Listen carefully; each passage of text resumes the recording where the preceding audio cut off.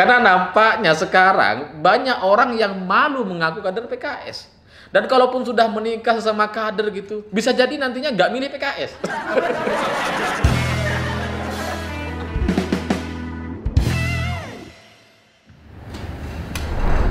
Selamat malam para mantan, selamat datang di episode Gaspol. Gitu ya, kalau Mas Denny bikin video tuh semangat berapi-api. Ya, hari ini terpaksa saya harus pinjam mejanya Gaspol karena satu dan lain hal. Cuma mungkin dari sisi gambarnya agak beda dengan Gaspol, masih lebih bagus Gaspol karena katanya kamera Mas Denny nggak boleh dipinjem. Enggak, itu gimmick aja, gimmick. Jadi kemarin saya baca berita bahwa PKS, Mardhani Alisera itu akan mengerahkan atau mendorong para pemilih PKS untuk mendukung Ganjar Pranowo atau memilih Ganjar Pranowo. Nah, pernyataan ini kemudian menjadi judul berita di banyak media. Seolah-olah PKS akan mengusung Ganjar sebagai capres. Seolah-olah PKS akan berkoalisi dengan PDI Perjuangan untuk sama-sama mendukung Ganjar. Tapi setelah saya baca berita isinya gitu, ternyata maksudnya bukan itu. Maksudnya adalah Mardhani Alisera ingin agar politik identitas di Indonesia itu bisa dihilangkan atau dihindari. Maka harapannya ke depan para pemilih PDI Perjuangan nantinya bisa memilih Mardhani Alisera, lalu kemudian para pemilih PKS itu juga nanti akan didorong untuk memilih Ganjar Pranowo. Ya sekilas ini lucu, karena apa? Ya karena nggak sebanding gitu. PKS sama PDI Perjuangan, kan suaranya beda. PKS partai terdegradasi, sementara PDIP partai pemenang pemilu. Apa coba? Nggak sebanding gitu. Ya untung dia dipilih PDIP dibanding PKS milih Ganjar, kan nggak seberapa suaranya. Ya tapi setelah saya pikir-pikir itu cuma cara Mardhani Alisera untuk apa ya, untuk cari momen aja, untuk ngambil isu aja, karena Ganjar ini kan memang lagi populer gitu, makanya kemudian dia diseret-seret untuk kepentingan pribadi dan politiknya. Karena kalau Mardhani Alisera menyebut nama lain atau kader PKS sendiri, ya siapa? Kan PKS gak ada yang bagus ya, gak ada yang menarik diberitakan. Makanya dia pinjem kader lain gitu, diseret-seret. Selain itu ya mungkin juga ingin ngetes. Misalkan kalau nanti PKS mendukung Ganjar, kira-kira diterima nggak sama PDIP? Gitu. Tujuannya itu, karena sebelumnya ketika PKS datang berkunjung ke semua partai politik itu diterima sama ketua umumnya. Cuma PDIP yang nggak mau nerima PKS, cuma Bu Mega yang nggak mau nerima PKS. Makanya sekarang mereka coba main-main dulu lah, karena malu nanti kalau kemudian dia mendukung, ditolak. Malu banget gitu. Nah, perbandingan antara suara PKS dengan suara PDI Perjuangan itu ya nggak ada untungnya gitu. Nggak ada untungnya kalau pemilih PKS disuruh milih Ganjar Pranowo. Nggak ada untungnya kalau kemudian suara pemilih PDI Perjuangan disuruh milih Mardhani Alisera. Itu sama seperti menukar sebuah mobil Alphard dengan becak. Cuma orang gila yang mau dengan gagasan itu. Selain itu, kalau kemudian Mardhani Alisera ingin agar politik identitas itu dihapus atau dihindari dari semua partai politik di Indonesia, sebenarnya kan masalahnya bukan partai lain, masalahnya ya PKS. Satu-satunya cara agar politik identitas itu nggak ada, bubarkan PKS. Kalian bubar aja, selesai masalah kita. Bukan orang lain yang disuruh-suruh atau diatur-atur gitu. Ini kan lucu gitu. Mereka ingin mencitrakan bahwa seolah-olah yang bermain politik identitas itu partai lain, bukan dia. Padahal faktanya terlalu banyak gitu, terlalu banyak. Ada emak-emak mengatakan bahwa kalau Jokowi jadi presiden, maka pelajaran agama akan dihapuskan. Ada juga kader PKS yang bikin portal piungan, PKS piungan. Ya memang itu kemudian dibantah, itu bukan bagian dari PKS. Tapi kan namanya PKS piungan, PKS. Kalau PSK piungan mungkin bukan gitu ya. Beda-beda tipis gitu. Nah, Dari PKS juga kita bisa melihat jejak rekam digitalnya gitu. Ada terlalu banyak fitnah-fitnah yang dilontarkan kepada Pak Jokowi dan itu bernuansa sara. Ada terlalu banyak kampanye meme yang ditujukan kepada Presiden Jokowi dari sisi sara, kampanye sara. Terlalu banyak gitu. Kalau kemudian kalian bilang itu oknum, ya kok kebanyakan. Oknum itu 1-2. Kalau terlalu banyak, ini namanya visi misi partai. Maka kalau sekarang Mardhani Alisera meminta atau berharap agar politik identitas di Indonesia itu bisa dihindari, bagi saya itu sama seperti Maria Ozawa yang kemudian berdakwah dan berharap agar perempuan-perempuan Indonesia bisa menjaga kesuciannya.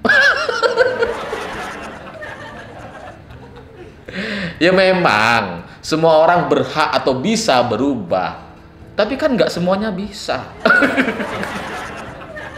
Kalau kayak PKS gimana cara perbaikinya? Nggak ada, bubarin aja baru bener itu. Selain itu sebenarnya kan kalau kita lihat dari pernyataan Mardhani Alisera ini, yang bermasalah kan sebenarnya PKS. PKS ini nggak punya kader untuk diusung di Pilpres 2024. Yang punya masalah dia, tapi yang dibikin ribut orang lain, partai lain. Kan aneh gitu. Ibarat orang mau bikin kondangan, bikin hajatan, tapi minta sumbangan sama tetangga-tetangganya. Apa coba gitu? Ya kalian kalau mau dukung Ganjar ya jangan gitu. Karena pasti kita tolak. Kalau kalian dukung Ganjar dan Ganjar mau, kami nggak akan dukung Ganjar. Gampang gitu. Jadi percuma saja bagi kader PKS atau Mardhani Alisera untuk menyeret-nyeret nama Ganjar, untuk menaikkan nama atau popularitas PKS dan namanya sendiri. Percuma. Karena kita sudah tahu, kita betul-betul sudah terkotak-kotak. Ini soal batasan dan garis yang sudah kita bikin gitu. Sejak 2017 lalu, kalian kan sudah memainkan isu soal gubernur seiman, gubernur yang harus sesama muslim. Lalu sekarang kalian bicara soal politik identitas. Ya memang kemarin Anies Baswedan itu meresmikan gereja dan seterusnya, tapi itu tidak sebanding dengan kerusakan yang sudah terlanjur kalian lakukan. Dengan mayat-mayat yang diancam untuk tidak disolatin, dengan kemudian apa namanya orang-orang yang katanya kalau milih yang non muslim masuk neraka dan sebagainya. Gimana cara perbaikinya itu? Ya nggak ada. Satu-satunya solusi bubar. Selain itu, saya sih berharapnya begini. Semua partai nantinya kompak untuk tidak mau menerima dukungan PKS. Supaya apa? Supaya di Pilpres selanjutnya kalian nggak bisa ikut Pilpres. Ya, tapi pernyataan Mardhani Alisera ini bagus lah. Bagus sebagai uji coba. Karena nampaknya dia juga menyadari bahwa sekarang suara-suara PKS itu sangat terbatas gitu. Jadi gimana cara mereka untuk menaikkan suaranya? Ya harus bermain di tengah-tengah seolah moderat, seolah nasionalis gitu. Meskipun itu cuma PHP aja. Itu cuma seperti apa ya? Seperti semangka di pendakian, di pos pendakian gitu. Ya manis, menarik, seger gitu. Tapi ya pada akhirnya akan kita buang setelah kita makan. Itulah PKS gitu. Jadi suara PKS kan sebenarnya selama ini strategi yang mereka mainkan adalah membuat liko-liko atau perkumpulan-perkumpulan gitu. Jadi mereka akan menjodohkan anak-anak mereka dengan sesama kader, dengan sesama anak-anak kadernya. Supaya apa? Supaya mereka bisa berkembang biak dan kemudian solid untuk memilih PKS. Lalu kemudian strategi yang lain juga adalah menggalakkan poligami. Dakwahnya kan gitu. Jadi mereka ini ingin berternak gitu ya. Enggak gitu, enggak berternak, apa namanya? Swasembada suara lah gitu.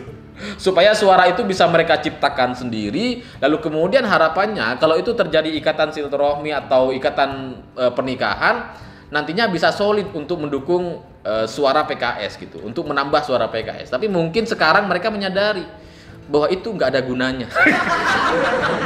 Karena nampaknya sekarang banyak orang yang malu mengaku kader PKS. Dan kalaupun sudah menikah sesama kader gitu, bisa jadi nantinya nggak milih PKS. Karena ya apa yang mau dibanggakan dari PKS? Apa?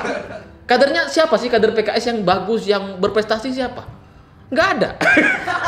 Kalau PDIP banyak, gampang kita nyebutnya. Ada Risma, Ahok, Pak Jokowi, Ganjar. Banyak gitu. Kalau PKS siapa? Nggak ada. Rizik bukan PKS. Belum dapat kartu dia. Ya mungkin PKS bisa ngambil solusi ini gitu ya. Mungkin saya bisa kasih saran, Rizik aja ambil jadi anggota kader supaya ya nanti bisa meraih suara-suara pengikut atau pemilih Rizik yang katanya sampai ratusan juta orang itu yang berkumpul di Monas itu. Kan lumayan. Suara PDIP aja nggak nyampe 100 loh, nggak nyampe 100 juta. Jadi kalau kalian bisa mengangkat Rizik sebagai kader, ya itu akan lebih baik daripada kalian nyeret-nyeret nama Ganjar. Gak ada gunanya gitu. Mending Rizik aja deh. Gimana? Bagus kan solusi saya? Ya, saya pikir itu. Terima kasih sudah menonton. Sebagai penutup supaya mirip seperti gaspol gitu ya, saya ingin berpesan seperti ini, bahwa tidak ada gunanya berkata-kata atau memberikan nasihat-nasihat baik kalau dia sendiri tidak bisa melaksanakannya. Itu sama seperti PKS. Ingin agar politik identitas di Indonesia itu bisa dihilangkan atau dihindari, sementara pelakunya dia sendiri. Itu sama seperti maling yang berorasi bagaimana agar desa kita, wilayah kita ini tidak kemalingan. Padahal dia sendiri malingnya. Saya pikir itu. Terima kasih sudah menonton. Gaspol.